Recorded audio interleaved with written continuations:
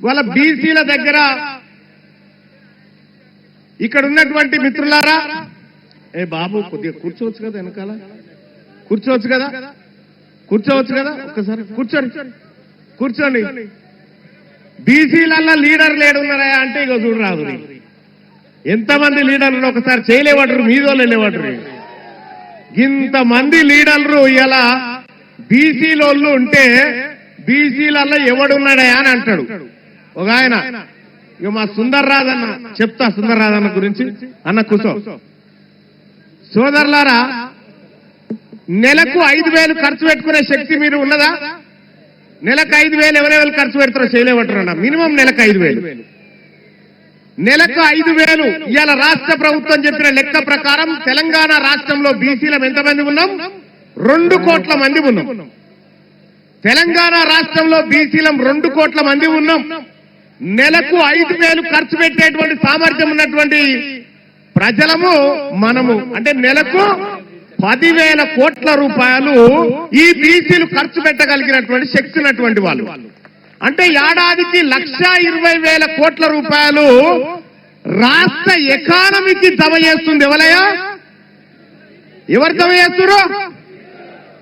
ఏడాదికి 1,20,000 కోట్ల రూపాయల సంపదను ఖజానాలో జమ చేస్తున్నటువంటి మోటబర్లు దమ్మున్న బిడ్డలు బీసీలా కాదా?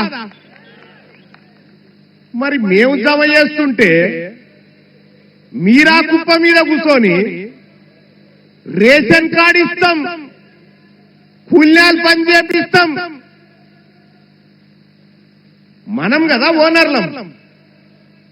మనం ఓనర్లమై ఉంటే వాళ్ళు మనం కట్టినటువంటి పన్నుల సంపద మీద కూర్చొని కాంట్రాక్టులు చేసుకుంటా వాళ్ళ ఖజానాలు నింపుకుంటా ఉన్నారు.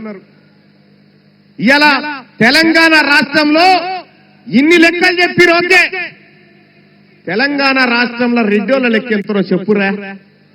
రెడ్లు ఎంతమంది చెప్పిరు, లెక్కలైతే వచ్చినాయి కదా. ఇలా వెలమల సంఖ్య ఎంతో చెప్పురు. మీకు దమ్ముంటే ఈ 2 పేపర్లలో హెడ్లైన్ రాయించి మీరు తిరుగురు చూద్దాం. ఇవి చెప్పరు. ఓసీలట 20% ఉన్నారని రాసుకుంటా ఉన్నారు పాపం. ఇలా లెక్క తెలంగాణ రాష్ట్రంలో ఉన్న వెలుమోలు ఎంతమంది అంటే గట్టిగా 1,00,000 లేరు. ఇలా బీసీల మీటింగ్ కోసం వరంగల్ రోడ్డు మీదకి ఎక్కిన 1,00,000 మంది ఎంతమంది కూడా లేరు. మొత్తం ఎవరు? వెలమల జనాభా. వాళ్ళు 13 మంది ఎమ్మెల్యేలా. ఇవాళ మా సుందర్ రాజు అన్న చెప్తా ఉన్నాడు 14 లక్షల మంది. వాళ్ళు ఓటర్లు కాదు, మొత్తం జనాభానే గంత. ఓటర్లు ఇంకా తక్కువ ఉన్నారు. పిడికెడు మంది లేరు.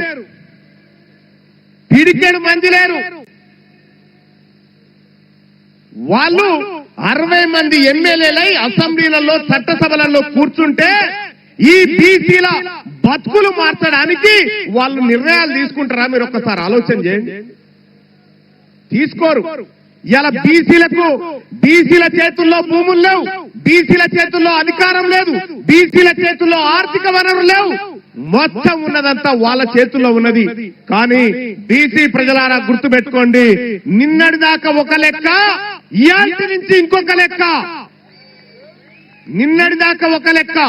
ఈ బీసీలలోంచి ఎవడు అడిగేటోడు లేడనుకున్నారు. ఈ బీసీలకు ఇట్లనే 4 రోజులు ఉద్యమాలు చేసిపోతారనుకున్నారు. కానీ గుర్తు పెట్టుకోండి, ఇవాళ బీసీ సమాజానికి, తెలంగాణ రాష్ట్ర బీసీ ప్రజలకు మీ బిడ్డ టీన్మార్ మల్లన్న ఖడ్గం పట్టుకొని ఉన్నాడు. ఒక్క అనా పైసా పోయినా ఊరుకునేటువంటి ప్రసక్తే లేదు. చూడలే మొన్న చట్టసభలో చూడలే, నేను అధికార పార్టీలో ఉండి కూడా మొన్న ఇప్పుడే చెప్పిన 1,20,000 కోట్ల రూపాయలు మనం జమ చేస్తున్నామని. నేను మొన్న మండల్లో మాట్లాడినా, ఎంత ఇస్తున్నారా బడ్జెట్ల బీసీల కంటే? 9,000 కోట్లు. 1,20,000 కోట్లు తీసుకొని 9,000 కోట్ల రూపాయలు మనకిస్తారట. అంటే ఎవరి సొమ్ముతో ఎవరు బతుకున్నానా? ఎవరి సొమ్ముతో ఎవరు బతుకుడు? మన కష్టంతో వాళ్ళు బతుకుంటే మనకు సేవ చేస్తున్నట్టు అని చెప్తా ఉన్నారు. నేను ఈ వరంగల్ వేదిక నుంచి చెప్తా ఉన్నా, మర్యాదగా బీసీల కుర్చీలు ఖాళీ చేయండి. మర్యాదగా బీసీల కుర్చీలు ఖాళీ చేయండి.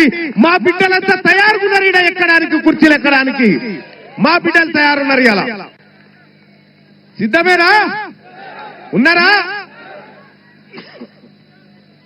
మా బిడ్డలు ఇవాళ కుర్చీలు ఎక్కడానికి సిద్ధంగా ఉన్నారు. ఒక ఆయన పొద్దుగాల లైవ్ నడుస్తా ఉంటే ఒక ఆయన కామెంట్ పెట్టి నడుస్తున్నా. ఆయన పేరేందో ఉండే, నా ఫోన్ లో ఉండే, మహేశ్వర్ రెడ్డి అని ఒక ఆయన కామెంట్ పెట్టింది. ఏంటంటే బీసీలంతా మా ఉత్స తాగాలరా అని పెట్టింది. చూస్తారా కామెంట్?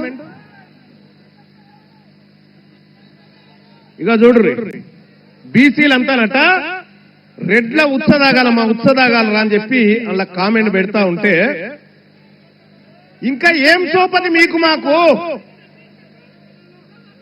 జరా ఈ కెమెరా ఏదైతే ఉందో ఇది జూమ్ చేయండి బాయ్స్. ఈ లైవ్ స్క్రీన్ల మీద కనిపించేటువంటి కెమెరా ఇక చూడండి. మహేష్ రెడ్డి అట బీసీలు ఎప్పుడు మా ఉత్సదాగాల్సిందే అని చెప్పి, బీసీల మట వాళ్ళ ఉత్సదాగన్నట.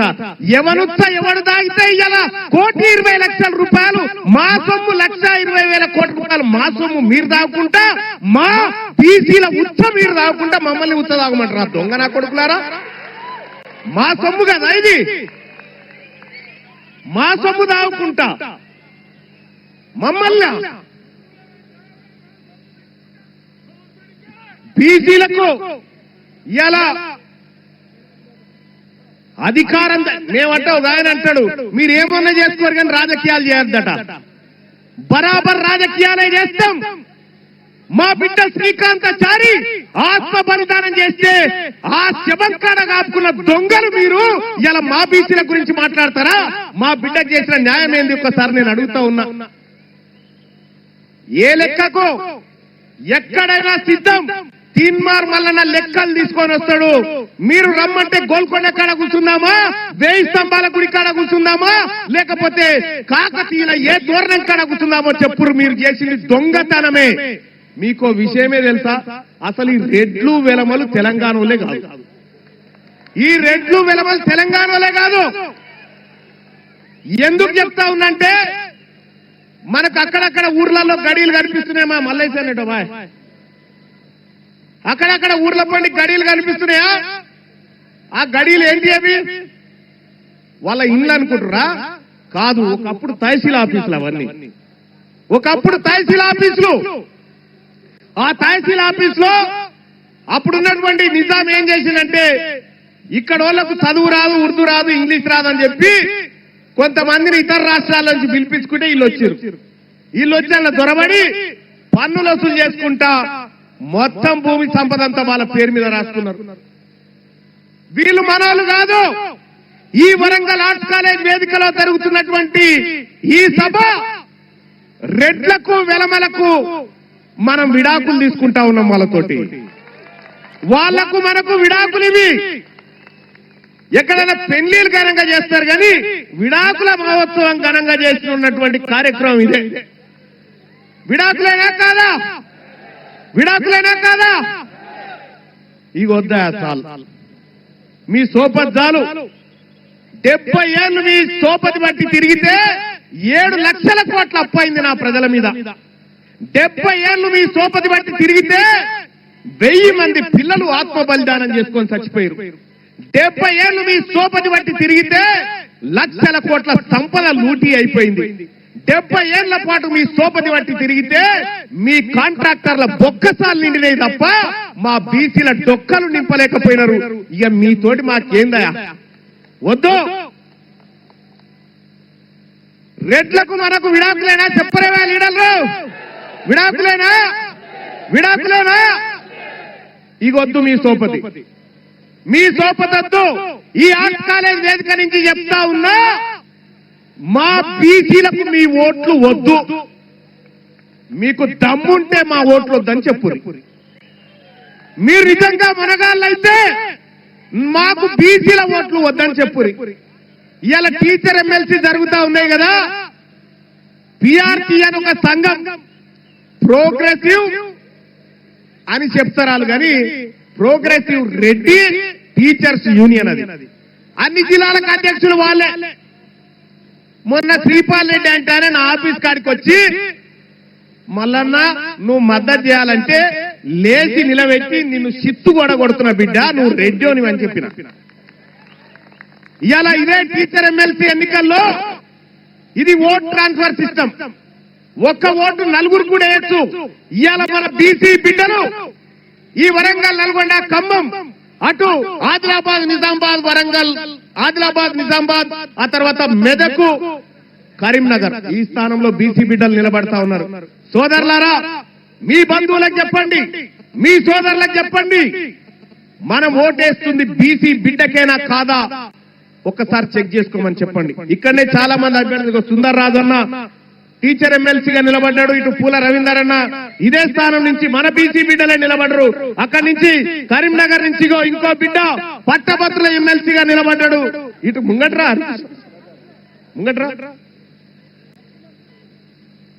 ఇంకెవరున్నారు బీసీ బిడ్డలు నిలబడరు, ఇట్లా నిలబడరు, ఇట్లా వరుస నిలబడరు. వీళ్ళే బీసీ బిడ్డలు, వీళ్ళు బీసీ బిడ్డలు. మన బీసీల ఓట్లు మనకే పడాలి. తల్లి పాలు దాచిన బీసీ బిడ్డ ఎవడైనా సరే పరదసాటు పోయినాక నీ వాడికే ఓటేయాలి. ఇది ఈ సభ చెప్తున్నటువంటి మాట. మరి ఇద్దరిద్దరు నిలబడితే ఎట్లా మల్లన్న అంటే, మీకు విషయం చెప్తా ఉన్న సోదరులారా, పూల రవీందర్ గారికి ఫస్ట్ ప్రియారిటీ ఉంటే వీళ్ళ మనసులంతా సెకండ్ ప్రియారిటీ ఇక్కడ వేయాలి, ఇక్కడ ఫస్ట్ ఉంటే సెకండ్ ప్రియారిటీ ఇక్కడ వేయాలి.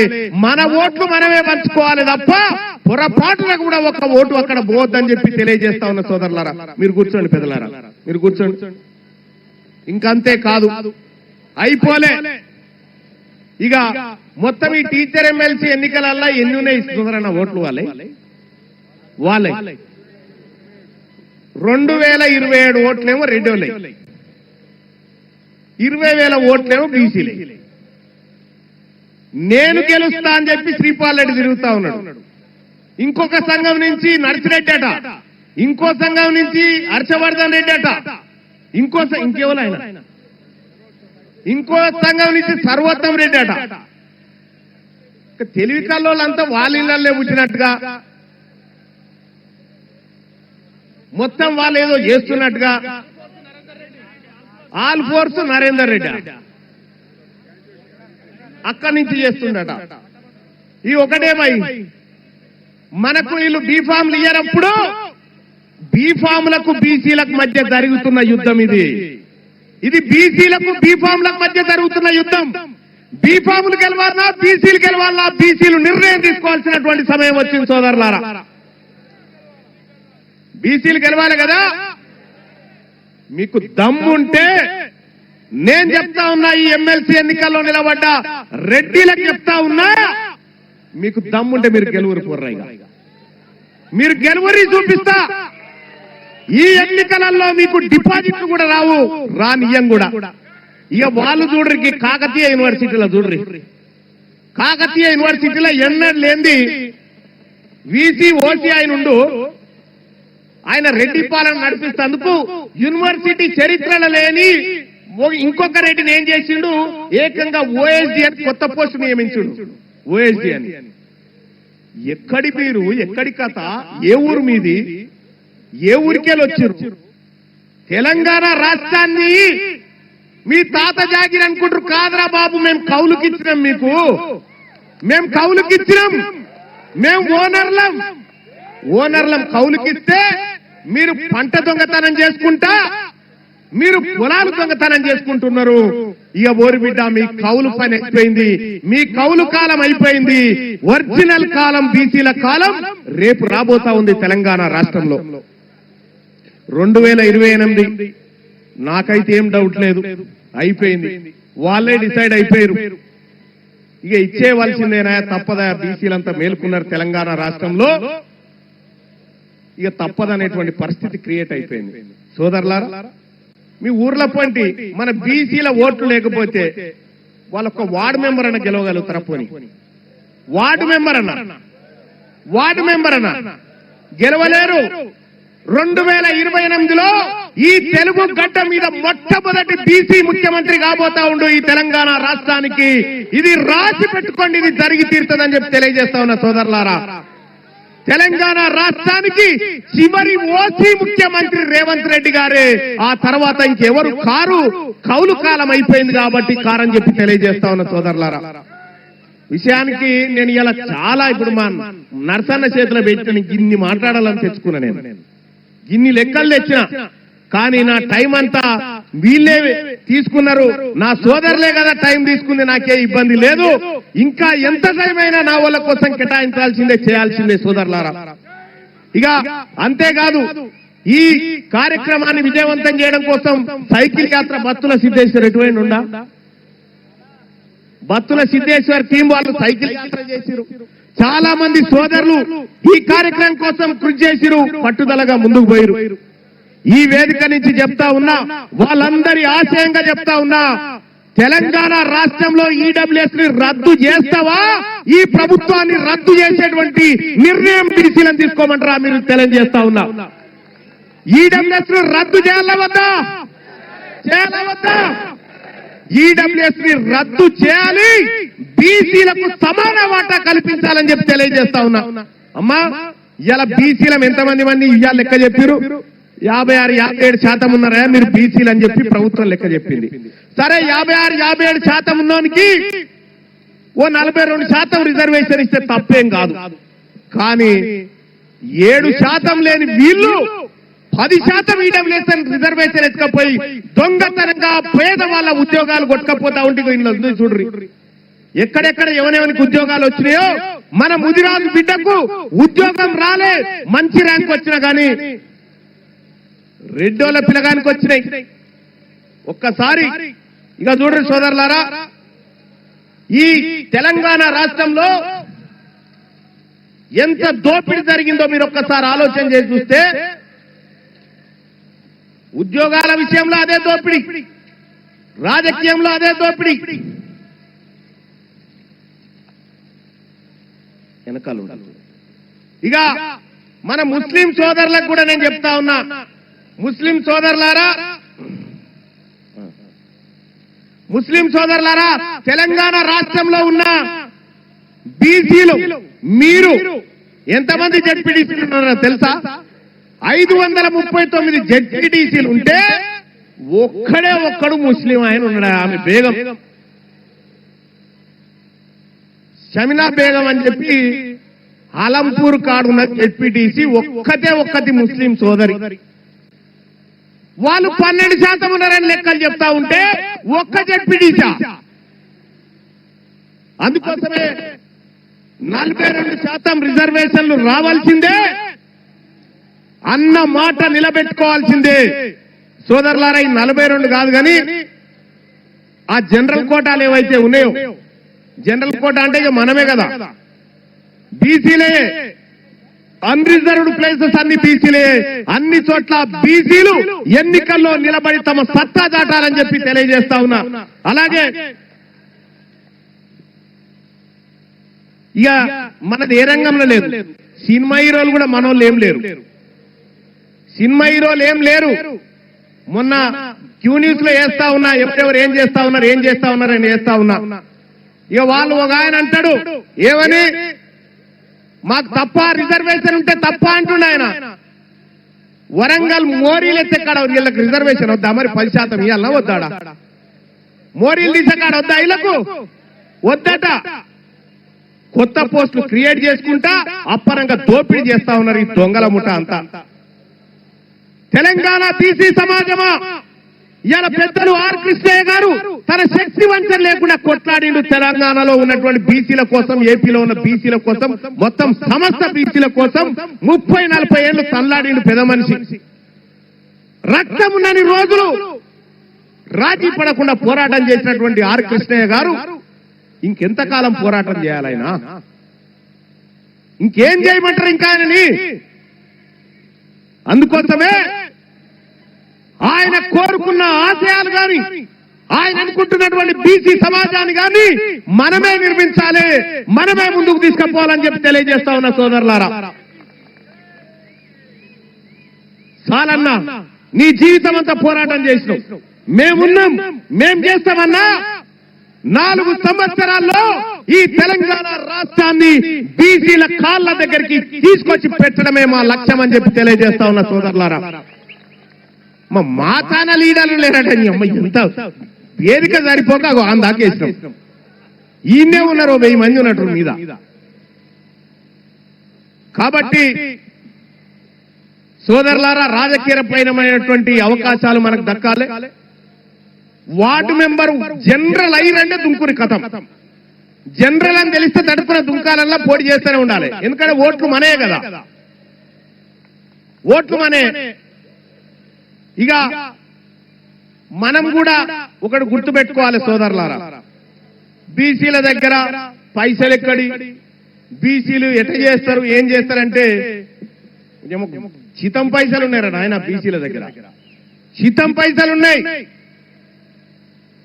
తెలంగాణ రాష్ట్రంలో 2 కోట్ల మంది వాళ్ళ మనోళ్ళే అని చెప్పినా, 2 కోట్ల మంది ఒక్క పూట ఛాయ్ బంద్ చేసి 10 రూపాయలు ఆరా వారేస్తే 2 కోట్లు ఇంటూ 10 20 కోట్ల, 20 కోట్ల రూపాయలు ఛాయ్ బంద్ చేస్తే అయితే ఏమనుతారా? ఆదివారం మటన్ బంద్ చేస్తే 500 కోట్లు. మా తార పైసలు లేవంటారు నాయన, అడ్డగోలుకున్నాయి మా తార పైసలు. పైసలు లేని బికార్లు మీరు. మేము రేపు తెల్లారే వరకల్లా టీఆర్ఎస్ పార్టీని కొనేయమంటే కొనేస్తాం. మేము గంత డబ్బుంది బీసీల దగ్గర. రాబోయేటువంటి ఏ ఎన్నికైనా అది బీసీలదే కావాలి, బీసీ బిడ్డలే గెలవాలి. ఇక కొన్ని విషయాలు బీసీలు త్యాగాలు పోరాటాలని చెప్పి చెప్తా ఉంటే సోదరులారా సిగ్గనిపిస్తుంది వాళ్ళని చూస్తా ఉంటే. సర్దార్ సర్వాయి పాపన్ ఎవరు? మన బీసీ. సాకలి ఐలమ్మ ఎవరు? పుంజాల శివశంకర్ ఎవరు? బొమ్మగాని ధర్మభిక్షం ఎవరా? మన బిడ్డనే కదా. పండుగ సాయన్ ఎవరా? అనేక మంది బీసీల త్యాగంతో ఏర్పడ్డ ఈ నేల మీద మీ పెత్తనం ఏంది? కొండా లక్ష్మణ్ బాపూజీ ఎవరు? ఒరిజినల్ గా తెలంగాణ కోసం త్యాగం చేసిన బిడ్డలు వీళ్ళంతా. దొడ్డి కొమరయ్య ఎవరు? ప్రొఫెసర్ జయశంకర్. ఈ వేదిక నుంచి నేను చెప్తా ఉన్నా మా నాయకత్వానికి అందరికి కూడా, బీసీల మంత్రం తీర్మానిస్తా ఉన్నాం. ఇలా తెలంగాణ రాష్ట్రానికి జాతిపితగా మేము జయశంకర్ సార్ను గుర్తించుకుంటా ఉన్నాం. ఆయన తప్ప ఇంకెవరు లేడు జాతిపిత.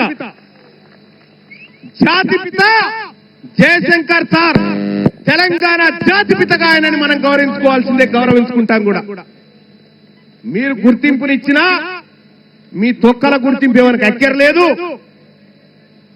మా నాయకుడిని మేము గుర్తించుకుంటాం, మా నాయకులను మేము గుర్తించుకొని తీరుతాం. సోదరులారా, ఇంకా అంతేగా మనోళ్ళు చాలా చిట్టీలు ఇస్తా ఉన్నారు. ఇప్పటికే చాలా ఆలస్యమైంది. 2 గంటల సభ ఇవాళ ఎంత అయింది? దాదాపు 8:30 అయినట్టు. 8-10 నిమిషాలు అయింది. ఇంకా ఎక్కువసేపు మీకు విషయం ఎందుకంటే నేను చెప్పాల్సినటువంటి డేటా చాలా ఉండే. కానీ మరొక రోజు ప్రెస్ మీట్ లో ఈ వివరాలన్నీ వీళ్ళకి తెలియజేస్తా. రాబోయేటువంటి ఈ పట్టభద్రుల ఎమ్మెల్సీ గాని టీచర్ ఎమ్మెల్సీలో గాని బీసీల గెలుపు కోసం మనం అందరం ప్రయత్నం చేయాలని చెప్పి తెలియజేసుకుంటూ, అలాగే ఈ కార్యక్రమానికి విచ్చేసినటువంటి సోదరులారా సోదరిమణులారా జాగ్రత్తగా ఇంటికి పొండి. రేపటి తెలంగాణ రాష్ట్రం అబ్కీ బార్ బీసీ సర్కార్, అబ్కీ బార్ జై తెలంగాణ, జై బీసీ.